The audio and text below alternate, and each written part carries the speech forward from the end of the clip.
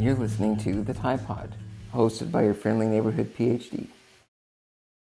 Hey everybody, it's another episode of The Tide Pod, and I'm joined today by Heather Herington, who is the host of Hot Mess Espresso, which is one of the more interesting, awesome podcast names I have seen out there. So that's pretty cool. But it's great to have you on, Heather. I'm looking forward to learning a little bit about your journey and talking about podcasts and all that kind of stuff. So yeah, good to have you. Yeah, thanks for having me on. Thanks for Yeah, reaching out. yeah, definitely. I want to hear like your overview story of how you got the name of your podcast. If you want to share that first. Oh yeah. Hot Mess Espresso has basically kind of been my personal brand for about 10, 11 years. Back when I started Instagram, um, this was way before the podcast. I was always kind of a train wreck, a hot mess, and everyone was always like, "Oh, the Hot Mess Express." And I really had, it was one of my ADHD hyperfixations. I really had a thing for like Americanos. So Americanos are just espresso and water, from my understanding. Um, and then I love a good pun. I love a good play on words. So hot mess espresso Yeah. kind of became my thing. And anytime I tried to change it, I got yelled at by a lot of different people. So it was just my thing. And then when I went to start the podcast, I was like, ugh, I don't want it to be hot mess espresso because it's always like irked me when people said espresso, like Oh straight yeah. up, like one of my top pet peeves. So I'm not the only one. Yeah, no, I'm literally like, it's espresso. Can you read the word It's like it? especially espresso. Oh God, he literally. So, we were trying to come up with a name, trying to come up with a name. Like, I didn't really love Diaries of a Borderline because that used to be my blog. And I was like, I feel like it's not like, exactly what I want for a podcast. And then my buddy, Dan Pickerel, who actually wound up doing the logo for HME, texted me one morning and he goes, I had a dream last night that like we had your name in like, and it was in the latte art. And I'm like, Okay. all right, we got to go with Hot Mess Espresso. And that's literally how we decided on a name. Was it the logo came to Dan in a dream? Yeah. And I was like, all right, if that's not like a sign from the universe that that's what I need to go with, Yep. that's where we're at. Yeah. When things like that come through a dream, that's when you kind of know that's the right direction. Yeah. Exactly. Yeah. Yeah. But I really appreciate like the wordplay and then the, caffeinated reference is a pretty big deal for me. So Yeah, yeah. Yeah. Very cool. Yeah. So I guess one more icebreaker type of question. sure. Is there a song maybe that currently resonates or one that like you've had for a long time that kind of resonates with your journey, any part of like your life with, with disability and anything like that? I know that's kind of a deep question, but is there one that comes to mind? It's not so much a deep question. It's more like I have so many songs that Yeah. like I'm a huge music person, a huge Yeah. metalhead. Like I don't know if you can see it like in the corner over here, but this is the poster from Fit for a King's first headlining tour. Because I Okay. did the VIP for it and I actually have the set list over here. Mhm. But I'm gonna be honest, the one song that has always is like a never skip, never whatever, is actually from Fit for a King. It's called When Everything Means Nothing. Mhm. It was one of their songs that just smacked me right in the face and has always been like, especially like mental health wise and stuff like that. I really, really felt seen. There were a few lines, like, so tell me what I need, the water's rising past my eyes. And I was like, oh, literally, like you're speaking my language over here. Yeah. Yeah. So, but I mean, it literally depends. There's so many songs that I just, Right. hyperfixate on or I listen to, or I've got my playlists Or it and fits like the certain mood or certain thing you're going through because it is. exactly. Yeah. But That yeah, that's one that definitely has stood out and like that's really resonated with my mental health journey for sure. yeah. Yeah. Well, I know that's kind of a fluid thing, but like I've always kind of been big in music and diverse like listening tastes and everything. So it's kind of Mhm. yeah, it's cool to learn what everybody else is into on that side of it. Oh yeah. Yeah. Well, I wanted to visit a little bit, just like an overview of, your story, kind of your like hobbies or interests, anything like that, just to kind of get an idea of what you're into. Well, I have a very unhealthy obsession with being an Australian Shepherd mom. So, and like you had said, you have a corgi. So, like when you Yeah. have a working or herding breed, like it just becomes your entire personality. I swear to God, because they take so much work. Well, they Um, run the household pretty much. they literally and figuratively. Yeah. Yeah. So yeah, I have an Australian Shepherd that I literally love with my entire being. Like I said, big metalhead. I love Mhm. reading. I am a huge like Halloween and horror enthusiast. And yeah, I love horror movies. I've always been like that weird alt emo goth chick Mhm. that, dresses like a normie. But yeah, it's Wednesday Addams, like Oh yeah. the Yeah. Hex Girls, Amy Lee, those were all my big Mm. influences growing up, basically. So yeah, I've Love Amy Lee. Yeah. That's good. she's have you heard her new song with Not Poppy and recently. Courtney? No. Oh my No. God. So she released a song with Courtney LaPlante from Spirit Box and Poppy. Let me tell you, chef's kiss. Good Chef's stuff. kiss. Yeah. Phenomenal. But yeah, I love hanging out with my family. I'm really close to my sister. So I'm usually always hanging out with her. She's one of my Yeah. main mods in my stream. So she's everyone's favorite sister, or what everyone calls the better sister, just to like irk me. But I find it hilarious because she Yeah. is. Yeah. But yeah, no, I'm pretty simple, but I've got, my little, I guess, atypical things. Yeah, yeah. The interesting things probably Yeah. for sure. Yeah, yeah. Very cool. I definitely appreciate the yeah, the like balance of different sides of you and like the family life, like that's a big thing for sure for me Yeah. too. And like I know with the disability, chronic illness, all that kind of stuff, that is everything to kind of survive through, Yeah. yeah, a lot of the shit that There goes on is. with that. Yeah. Mm-hmm. But yeah, I wanted to dig into a little bit of like your experience with chronic illness, disability. Like I know that you do have a podcast out there where it's you kind of talking about everything in a solo episode, but if you want to just kind of give, an idea of some of the things you've gone through with some of the operations and things going on. Yeah, sure. Um, so yeah, like you can get the full story, most of the full story, because I definitely forgot like a few minor Yeah. details, but you can get the full story on that episode of HME. But just to kind of give you the cliff notes, I was born with a spinal cord that should be studied in a lab, and when I pass, will be studied in a lab. Because it's one of 200 cases worldwide. Mhm. Last I checked, like you literally, the last time it's been a few months, probably. When I say a few months, probably up to 2 years. The last time I Googled a dermoid cyst in a nerve root, you couldn't even find anything on it. Mhm. So a dermoid cyst is like if you watch Dr. Pimple Popper, as you can see, I'm real eloquent over here. Um, so when you watch Dr. Pimple Popper, they'll have like these like cysts on the forehead that they'll cut out and it's like skin and hair and it looks a little grody and Yeah, it's fine. That's sitting in my nerve root. That is not supposed to be there. I would not think so. So unfortunately, because it was from birth, like my Mhm. nerves are all intertwined. So they could completely remove it, but I would be completely paralyzed. And I'm just like not if I have the choice, I'm like, I'll deal with it like sitting in there and, blah, blah, blah. So I had the first surgery when I was 6. They were like, hey, if she's gonna um have any issues, it'll be before her growth plate is finished. My growth plate finished at 14. I'm the little shrimp. I'm 5 foot tall. And we thought all was well. We were past it, yada, yada. I turned 19 a couple months into that. I started getting like symptomatic, like my sciatic was just absolutely terrible, blah, blah, blah. I was barely like walking. We wound up having to go into the doctor. And that's when we found the what we now know as syringomyelia, which is like these fluid filled cysts in my spine. It was a whole thing. We didn't find that out until actually after my second surgery. Um, I had 13 months between the second surgery and the third surgery. I actually wound up going to Cleveland Clinic for the third surgery. But basically at 19, I became permanently disabled. And that's a lot for being a 19-year-old in college and like your whole life is ahead of you. And I definitely have a much different outlook on it now than I did at 19. But at 19, I Yeah, was like, my life is fucking over. right, right. I mean, Like, that's the age, like that point in your life when, you're supposed to like have sky's the limit mentality, all that stuff mhm, going on. And then like you get shut down with that, that's yeah. hard to deal with. So, yeah, definitely dealing with surgeries, the complications from Yeah. surgeries. Now my back hurts all the damn time. I have to go to the gym to like keep anything. And I actually haven't gone to the gym in like almost a year and it Uh-huh. shows like now because we're fast forwarding and then we're gonna go Yeah. back. Yeah. So like now I haven't been in the gym in almost a year and I'm like, ooh, this shows like I need to go It back. So feels, yeah. I've started to go back. I've started to like take care of my like health and fitness again. Because if you lose it, you lose it. Yeah. Like it is, you do not exactly bounce back when it Well, comes it's a to, lot of like muscle atrophy too, like having muscular dystrophy like I do. Like even me, like I'm wheelchair, like I'm always in a wheelchair basically now, Mhm. but it's like if you stop any motion, any transferring, anything going on, like you lose it and it's impossible to get it back. Yeah. And you don't think you lose it until you start to, and then you're like, oh shit. You Like know, like driving a joystick with my armrest, I feel a difference when I've been bed bound for whatever amount of days sometimes. So yeah. yeah, yeah, yeah. Yeah. So So those cysts that form, like, is that like kind of a progressive thing, or is it like the ones that are there stay there? Like what does that kind of look like as like a long-term management type of thing? long-term management is what we're trying to put off is the fourth and fifth surgeries because what will happen is because my spinal cord is tethered on top of this, um, what they will wind up plus the scoliosis, what they will wind up doing is they will detether my spinal cord and go in and try and debulk the cyst as much as possible Mhm. again. And then probably within a month, they would go back in and completely fuse my spine. Yeah. We're trying to avoid that because that will severely limit my mobility, my movement, my any kind of flexibility that I did or didn't have. Mhm. So I'm trying to push that off, which is where like movement and stuff like that definitely goes into play because the more I take care of myself, like you can't do a ton about like nerves because nerves are going to just do whatever the fuck they want. Like Yeah. your muscles, you've got a little bit of control over. Your nerves are like, hey, fuck Not you. much. That's why.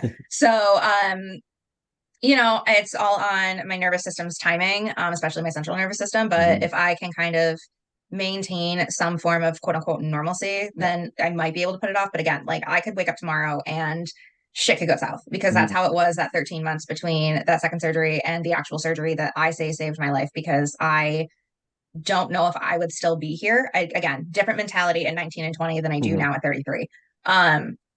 But it's a journey. It definitely fucks with your mental health a lot, especially when you're fine, and then you're not. So I had to really get a mental toughness that I don't wish on anyone. And anyone that deals with a disability will understand this. It's not like a pour me pity party, because like, look, I have a pity party every now and then, but it's more of a, I have to be tougher than most people, because there's certain things I have to push through. Because if I only do what my limits are, and I'm not saying pushing your limits 24/7, but you know as well as I do, if you do with what like is safe and comfortable, you're never getting out of bed. That's for sure. Yeah. So you have to constantly weigh that whole, okay, I'm going to do this, but like, how much am I going to pay for this later? Right. And like, what's the risk and what's the energy penalty? All those things. Like the energy penalty, literally. It's like, okay, how many spoons do I have today? How many spoons do I need for the rest of the week? It's so much planning, and it's exhausting. And I don't think people realize that. It's not just like, oh, I can just like, live a pretty healthy, like social life and stuff like that. But also there's days where I think I've got the spoons and the capacity for something. And then I wake up the next morning and I'm like, I owe so spoons. Much. Yeah. Like negative spoon value for the day. Yeah. Like I'll wake up and my back is just on fire, and I'm like, and I'll like pop like a meloxicam or something. And I'm like, I'm gonna touch it for the day. We're gonna tough this one out. Like this I feel that. This one's gonna be a tough day. And like you hope that it's literally almost like a body hangover.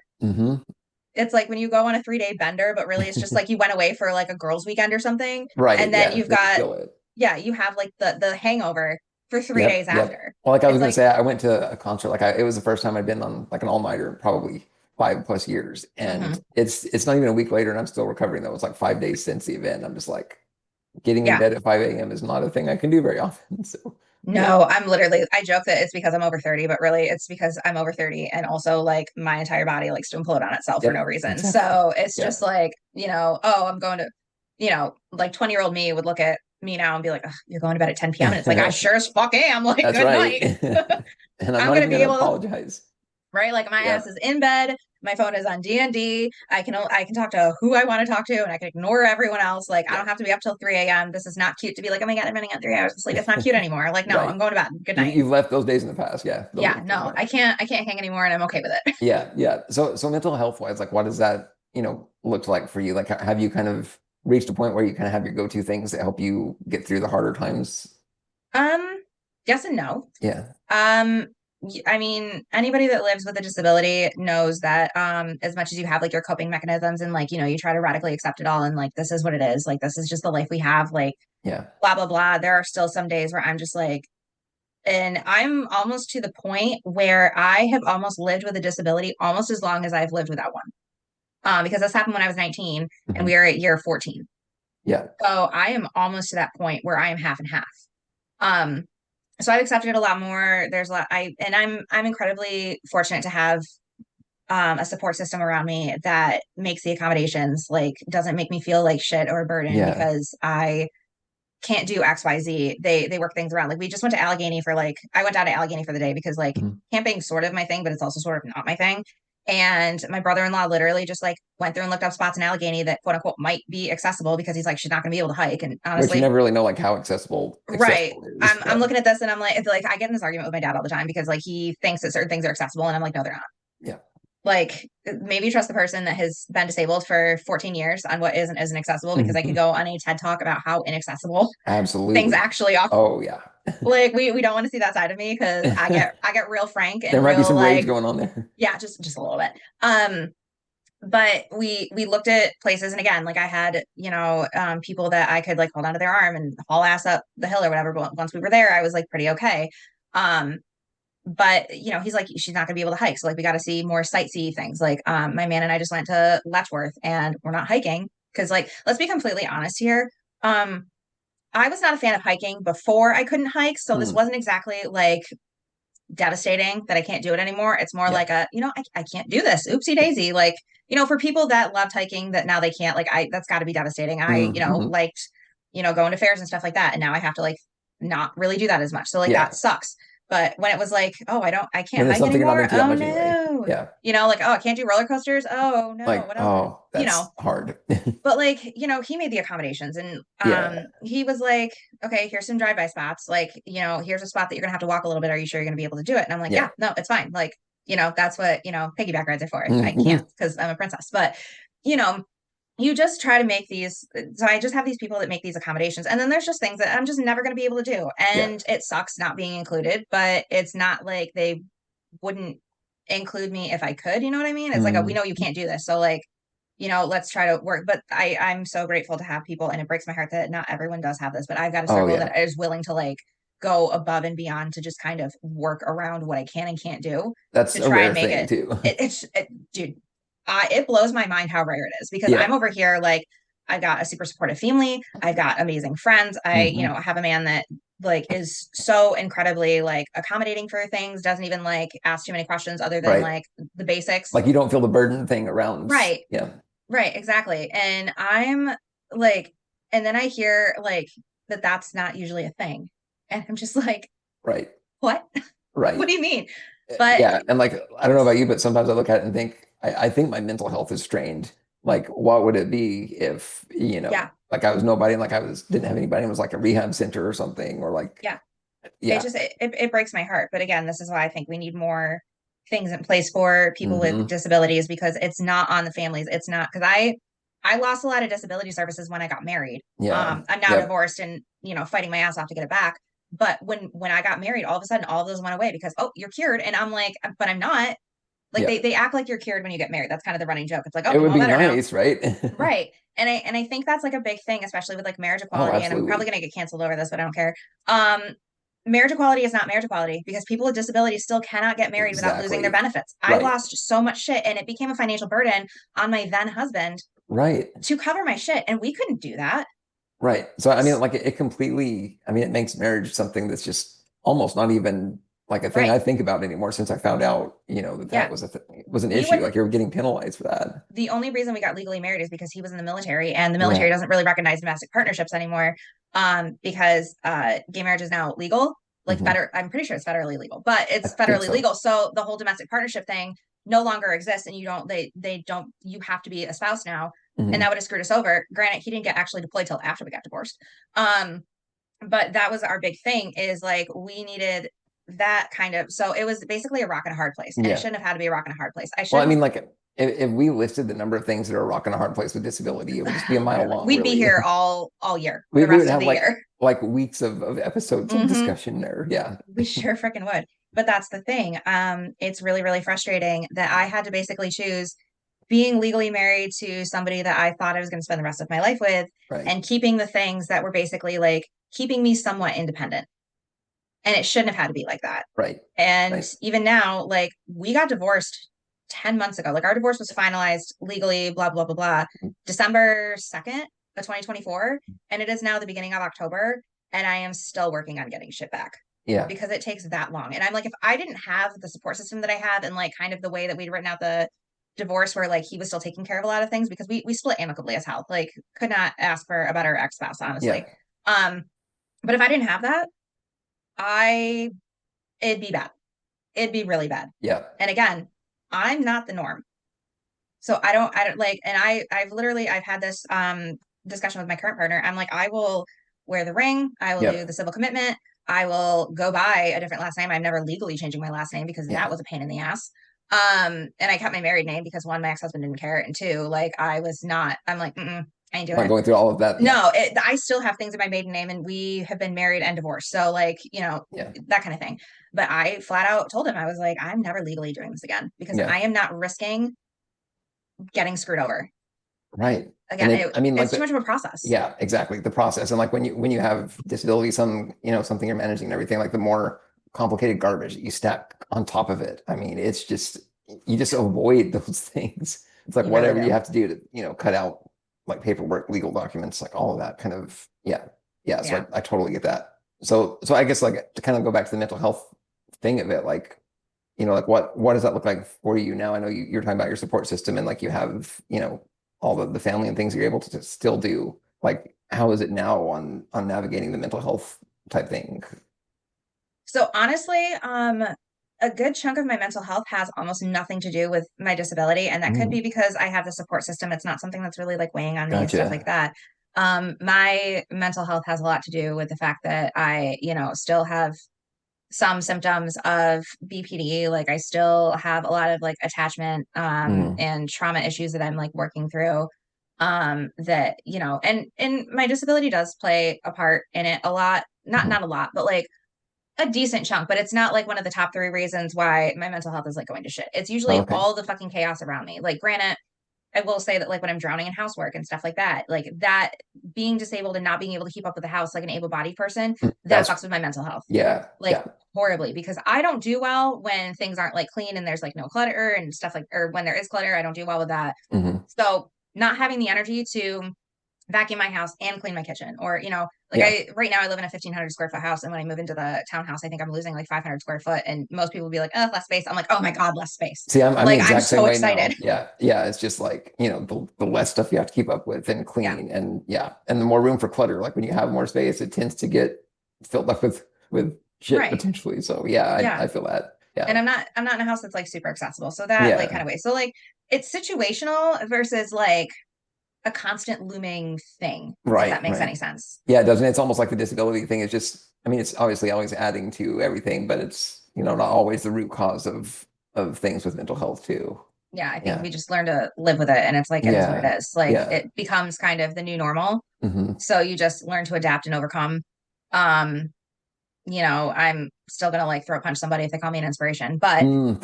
That's like you're so always inspiring. I'm like, because you're okay. breathing, because you're like shopping in a store. I mean, it's just, yeah, Yeah. yeah, I will never forget when I can't remember who it was, but like I was like describing everything that had happened to yeah, somebody. And they were yeah. like, oh my God, I don't know how you would have done that, like how you would have done that. I would have killed myself by Mm. now. And I was like, oh, I tried. Like, thanks for bringing that back up. And the look on their face was so worth it, because I was like, yeah, quit saying that. Like, I make jokes about offing myself all the time, but also Oh I've yeah, yeah. tried twice. So like I've kind of earned that. I've earned my stripes. That's actually I was gonna say like with disability too, like we are allowed to joke and have that dark humor Yeah, about it because like you we have to. that's another coping mechanism anyway. Yeah. So it's Yeah. like, but that's just like, oh, well, if that happened to me, I would just off myself. Okay. So to you, like my life's not worth living. And I Right. know like it's not that deep, but also it is that deep, Hmm. because Hmm. if you sit there and go, oh God, I don't know how you would have done all that, I would have killed myself by now. I know, because like I fucking tried. So while Yeah. it's valid, like, excuse me? Well, I mean, they can't fathom what that feels like if they haven't No, actually, no, you yeah, can't tried it. fathom what it feels like to literally have your entire life flipped upside down, and Yeah. just all of the shit that was going on. It was not a good home Yeah. life where I was at, and I was just done. Hmm. I was done. I was not going to live at home for the rest of my life. Like I felt like all of my outs were now gone. And I Yeah. was like, well, time to piece the fuck out. And I'm very Yeah. glad that I didn't. But at the time, I was like, I need the fuck out of here, Yeah. because I can't keep doing this. And it had less to do with the disability and more to do with the fact that I was still living at home, and like it Hmm. was very, very toxic. I think if I hadn't been living at home, it wouldn't have fueled it, Hmm. but I was. So, you know, take that how you will. Yeah. But like again, it was a situational thing. Right. Right. And I mean, it kind of sounds like you were almost in a place of feeling trapped, so to Yes, speak, and that's not basically what it having, was. yeah. Yeah. And like that's for me, like like being in a body that doesn't function like you want to, like obviously there's always some level of trapped feeling there. But like Yeah. when I was in ICU for like a month and a half, and like I wasn't able to speak literally, and like couldn't eat, Hmm. drink, talk, nothing, and for me, like I had never considered, just sort of ending it and not wanting to go anymore until that point, because Yeah. it was prison basically. And, Yeah. at that point, you're just like, well, what do I do? Like, it's the black hole of, yeah, I'm not getting out of this. exactly. So, I feel a lot of what you're saying there from that standpoint. Yeah. Yeah. And And I know that you, like, there was a period where you had, a lot of things going on, like with procedures and stuff, but you also had mentioned, I think, losing some family members along that same time frame, like kind of everything sort of piling on at once. Like, how yeah, did you navigate, get past that, and still be able to like carry on, I guess, after all of that heaviness?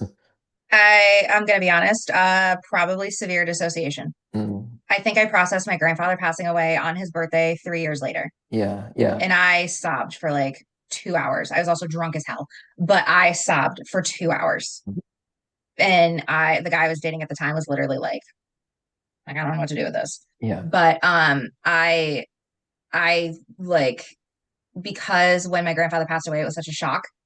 And then like I think within like 5 weeks after that, I was back in the hospital. I was Mhm. like back in a wheelchair. I was back to PT 5 days a week because I you were just I'm going to be on oxygen and wheelchair for the rest of my life. And at 20 years old, that sounds like a death sentence. So for me, I really think because it was like my godfather, my grandfather, and then me, like it all happened. I mean, October 8th to I think January like 23rd, I think is when I went in. Um, that's how fast everything like just went to shit again. So I think I severely dissociated, which I wasn't diagnosed borderline at that Mhm. point. But one of the symptoms of borderline is a lot of dissociating. So I think that's what kind of got me through it. I'm not saying that's a healthy way to do it, but that is Right. literally how I navigated it. I think I just literally tunnel visioned and just I'll process it on the other side. Well, that's what I was going to say too, is like there's not like a specific timeline that you're going to process or grieve or go through, No. whatever it takes to get through, dealing with this kind of stuff. So, Yeah. like the fact that you just kind of like do what you're doing in the moment, trying to get through, and then the mental side of it Yeah. processes later. I mean, that's just kind of the way it Much goes. later. Yeah. It processes so much later. I Yeah. mean, my cousin was killed last year and I still Mhm. haven't processed that. Yeah. I'm like, I Yeah. know it's coming and I know it's not going to be at a good time and stuff like that. I Never think I'm is, but starting to process it, but that, yeah. like, again, when you're going through it, you just kind of tunnel vision and hope for the best. Hmm. Yeah, I mean, that's kind of all you can do with that, and like for me, like I lost my grandfather during like right when COVID was going on, and Oof. and like the transition of me going to, like remote working and everything, it was just like just complete madness. And I still don't think I processed it completely. You So don't. yeah, and maybe you Well, never do fully come to terms with it. I don't think you do. And especially during COVID, I think we're all processing COVID still. Well, like, do we know how like we're gonna be 50 years hearing stories, Yeah. about I'm so yeah, tired of being a millennial and just watching like our history textbooks for the next generation the happen in real world on time. fire. Yeah. I'm Oh, like, can you I'm all set. imagine? I I don't can't wait even. for like my nephew's kids to be like, oh, so we read about this in school. And I'm gonna be like, I was there when it was written. Is that how like Like when we're reading about like the Black Plague or like the Dark Ages or something? Is that going to be? I like they're gonna be like, so 9/11, and we're gonna be like, so I watched the second plane go in because Yeah, they decided that we all needed to watch that on live TV. right. Yeah, Like, like it's just shit like that where they're gonna be like, oh, and it happened this, and it's like, nah, this is where they got it wrong, this is where they got it right, this is what actually happened, yeah, you know. So it's just, but I'm tired. I'm tired of dealing with my body imploding and the world imploding. Like, can we it's just the have same, right? 5 minutes of peace and quiet, I please? Because know, I I'm know. done. Yeah, seriously, like I think that's why a lot of us do like the doom scrolling thing now, where we're just like looking at like the random cat like AI videos or But whatever. even then, Because like you can't even doom scroll without being traumatized fair, because that's fair. now, like, like the things that are the atrocities that are going Oh, on in yeah, like and the Gaza algorithm, so to and speak, like you throwing know that. Yeah. the fucking shootings that you can apparently scroll Instagram and see. Like, and I'm just Hmm. like, I'm all fucking set. I'm all Right. set. What happened to like all the jokes about stupid things my cats are doing? Well, didn't that used to feel that way to you with social media? Like it was actually an escape, and now it's like it's just, Now I'm just like taking a deep breath before I open I, Instagram. Like, what I am I going to see know, today? I know. And as much as you try, like, Yeah, it's still the fucked up stuff keeps finding its way into the feed at some point. So yeah. it's bad. Yeah, I'm like, what yeah. happened to the community guidelines? Right, exactly. But no, I wanted to shift just slightly like Yeah. into kind of what your like relationship, dating, interaction stuff was like as you were progressing with all the disability stuff going along. Like, how do you maintain or how do you still meet or connect with people or like, you know what I mean? Like, how do you find even connections with kind of what your experience has been? I mean, I feel like my answer is going to be like every millennial, which is like dating apps. Yep, I'm yep. going to be completely honest. I've never had an issue with dating somebody and having a disability. Mm. Like So like whatever detail, do you like present it all at once or do you kind of get to know them and then share? I'll like make jokes about it. I think when I met my ex-husband, my nephew was a toddler and he really did like playing around with my cane and stuff because like Mm-hmm. little kids like doing that. So I had mentioned having it and he's like, well, is it like a permanent thing or like temporary? And I was Yeah. like, well, like it's my nephew's favorite toy. So like in good conscience, I can't ever get rid of it because it's like his Mm. favorite, Yeah. and it was basically like, hey, permanent, but I'm making it like a Well, joke is this like out of it a or few whatever. conversations in though, or is it like kind of just later on? Like I try to like just kind of squeak it into a conversation because I don't want to be Yeah. like, hey, here are all my like red flags and shit like Let me right give on you the the table. list of, yeah. But before the first date, it usually comes up. Right. It's not like a surprise or anything like Yeah. that. And Yeah. there's always like that fear that someone's gonna like judge me. Hmm. But at the same time, like if they're gonna judge it, they're not for me. Well, and like it's So, one way to weed out the people that don't oh care. yeah, So but I've never really had an issue. Everyone's Yeah. always been like, oh, that's cool. Or they'll like steal it and try to shove it up their buddy's ass. I don't know. But like, Yeah. they're like, can I use this? I'm like, no, like, no, I've never hit anybody with it. I'm close a couple of times, but no, I've never hit anybody with it. Like it's a Like, consideration. yeah, like you keep asking me, I might. Yeah, right. But it's never really been that much of an issue. I mean, there's Yeah. definitely some limitations. Like obviously certain dates are out of the question, like, Yeah. some romantic like hike or stroll or something like that. Like Yeah. it's Well, the it's not hiking gonna app, that's happen. definitely not a Yeah. thing, like you said. So, which sucks because my current partner is very outdoorsy. So I'm Mm. like, I'm sorry, but like he knew that going in. So Yeah, there's yeah. a part of me that's like, I feel like I'm holding you back, but at the same time, I'm like, you But already you knew this. you balance it So out too, right? Like, yeah. And his thing has always been like, I'll just go by myself or like I'll go with friends or I'll figure out a way to yeah, go yeah. do this shit. Or Or it like, doesn't I mean don't you have to know, do everything together 24/7. literally, like, I don't know if people realize that, but you can actually do things without your partner. Exactly. And like again, I hated hiking beforehand. So if he wants to go on a hike with my family and like leave me behind, Totally. Godspeed. I got my Kindle. I'm good. And Like your family likes that too. Like that's actually a good thing that they could do something yeah. like that I'm like, together. oh, look, something y'all like to do. Like, Yeah, good. yeah, Y'all can, I don't know, scare him or something, whatever. yeah. But, I've never really had much of an issue. I was actually dating somebody that I was in an on and off 5-year relationship with Mhm. when all of this happened. So, like, I think that actually like extended the life of our relationship a little too long because like Mhm. it looked douchey for him. If he left, it looked douchey for me. If I was like, this That's isn't working, like thanks for being there through yeah, my surgeries, but like this ain't gonna yeah. work anymore. But we were so toxic for each other. And it just I think because the surgeries and everything happened while I was with him, Hmm. it just extended the life out like a little too I never thought about that angle of it. Yeah, like that it long. would Yeah. make it more difficult to, end or change anything when that's going Yeah. on and you're like, yeah, like that's a whole level of complexity to Yeah. a We relationship. we definitely don't want to be together and we're not good together, Uh, but like we're kind of stuck with each other because of this. yeah, So yeah. that was like kind of a little tough to navigate, but Mhm. now it clearly worked out where we're Right. no longer together. And I don't think we've even spoken in like Yeah. 8 years. So, Yeah. but yeah, no, I haven't really had any kind of issues with it. I've gotten lucky. Yeah. I've Yeah. gotten lucky. I know that there's people that, have a really hard time navigating dating and relationships and stuff like that. Well, But like I from just, my standpoint too, it's like you share enough stuff and right away, like there's just no interest because of that, not understanding it or like getting, concerned about what you're gonna have to put out, being like a caregiver instead of a partner, like all that stuff. I'm always like, and many of the listeners, I think too, like have that issue going on. And so it's like, how much mhm. do I share and when? And you know what I mean? Like all of those like thoughts that you have when you're going through it. So yeah, Yeah. it's To kind of bounce off of your caregiver versus partner yeah. thing, there is that. And I think because I never really tried to depend on a partner for literally anything other than can you carry this up the stairs? Mm-mm. I've always tried to do things mostly independently and like I have my family and stuff. And I think that's where where I've gotten Yeah. lucky, where I already had my support system. Right. You have a But system that works and yeah, yeah. But it is a lot to ask somebody to not only be a partner but be a caregiver. But people don't realize that we're not looking for a caregiver; we're just looking for a partner. exactly. And I know that line can get blurred very quickly and very Oh easily. yeah.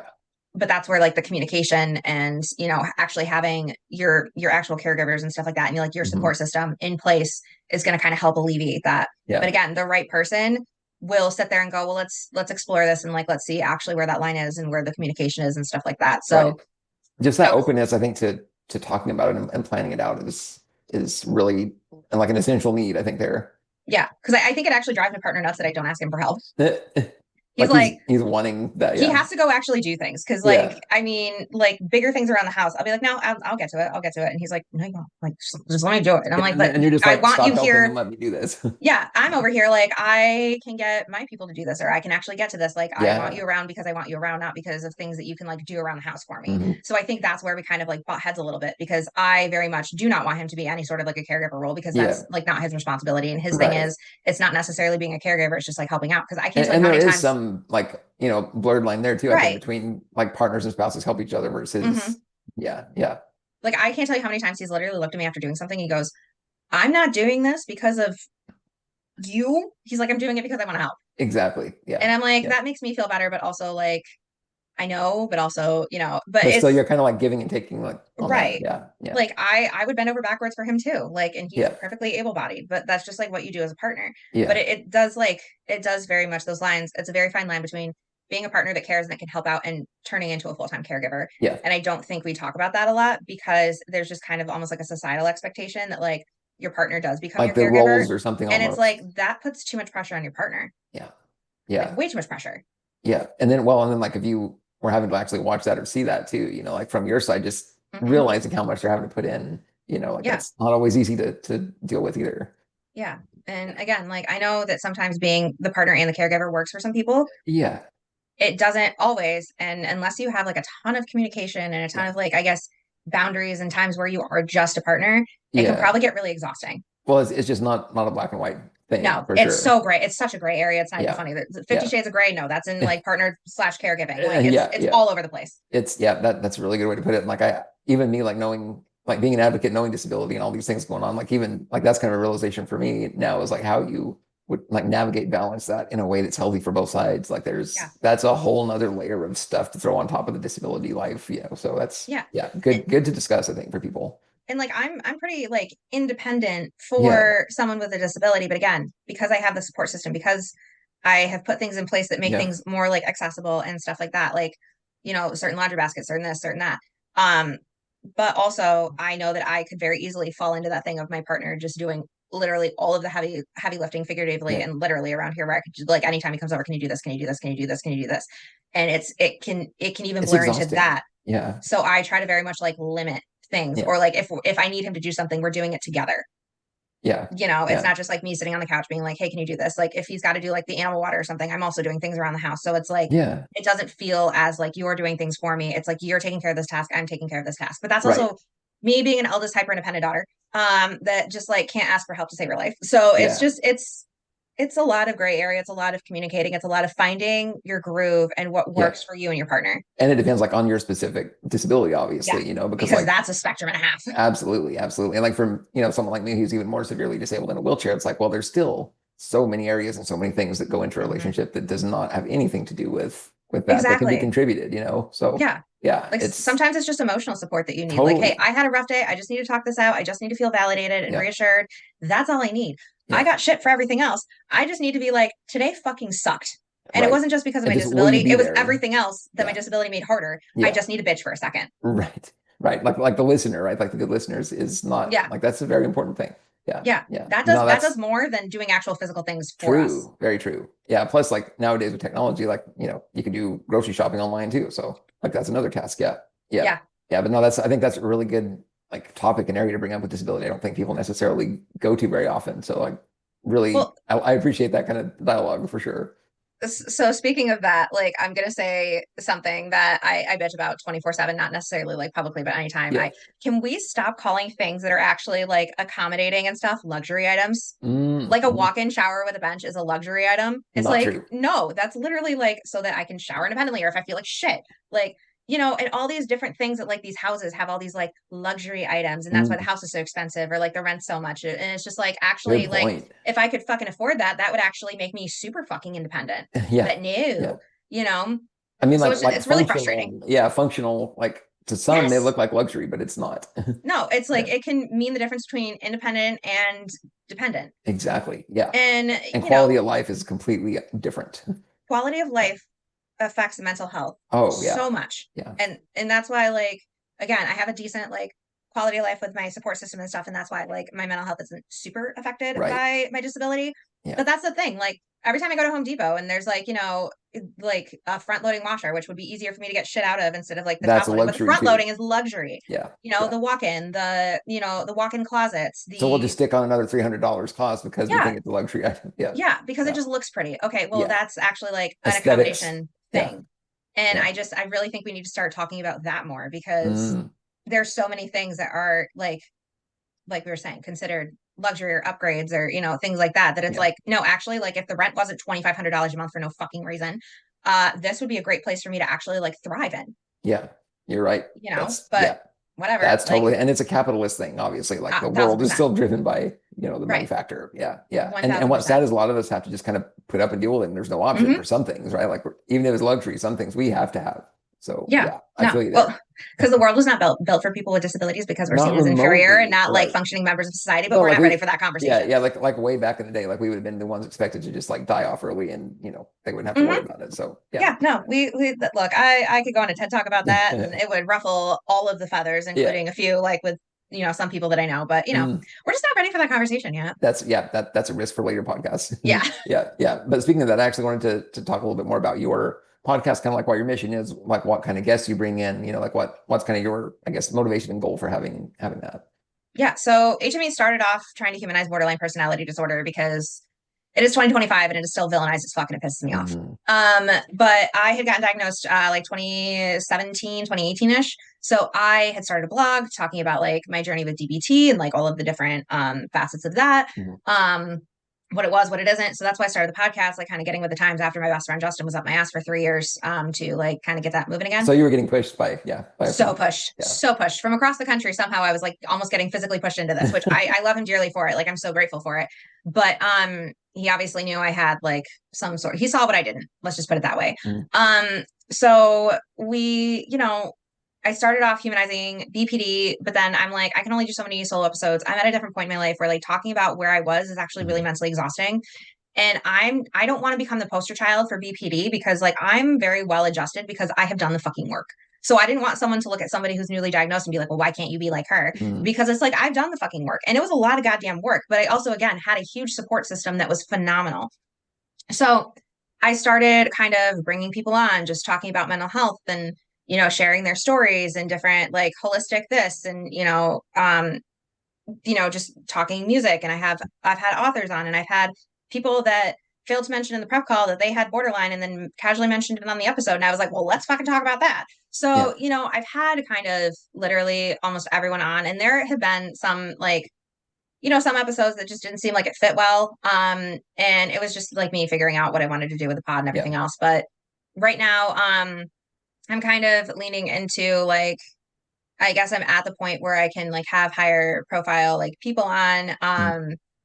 And it's really fun to talk to them because it's like, the internet thinks they know somebody and then they sit down with me and I'm like, okay, let's peel the onion back. Well, Like then let's you find the really talk human about behind the influencer or yeah, whatever. like Yeah. I think the highlight of my career was having Sean Koss, who's an artist, like traditional artist, not like music Mhm. artist, Mhm. on whose drawings and depictions of borderline personality disorder and other mental health disorders actually made me feel seen, made me want to pay it forward, started the blog, then started this. So like if it wasn't for Sean's artwork, HME wouldn't exist. Yeah. So having him on for the 100th episode was like some huge full circle moment for me. And he's also just such a sweet, like genuine human being. And I think that's the thing too, is having like, I guess, quote unquote, regular people on is Mhm. really important to me still, even with like the people that I've had on, because it's like those stories still matter. My Absolutely. my biggest thing is if somebody listens to an episode and goes, I feel seen, I feel heard, I feel validated, Mhm. or I really am glad that I learned something about this person that I look up to, then I've done my job. Yeah.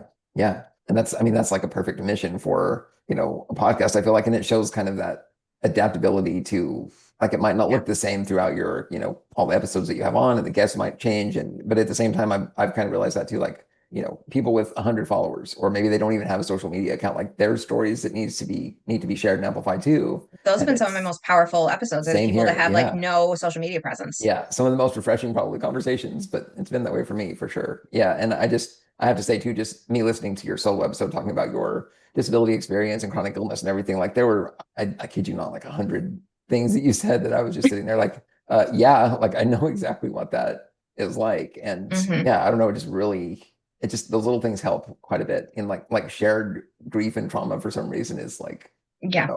it makes a difference. And you can only find that sometimes online. You can't necessarily get that in, the rest of your No, life outside of social media. So like no. that, yeah, I appreciate what you're doing, kind of the organic nature of that whole thing for whatever that's worth. Oh, I beyond appreciate that. Trust me. Yeah, yeah. But for people that want to follow and listen in and everything, do you want to share kind of where all they can get? I'm sure the usual podcasts, like places that people go.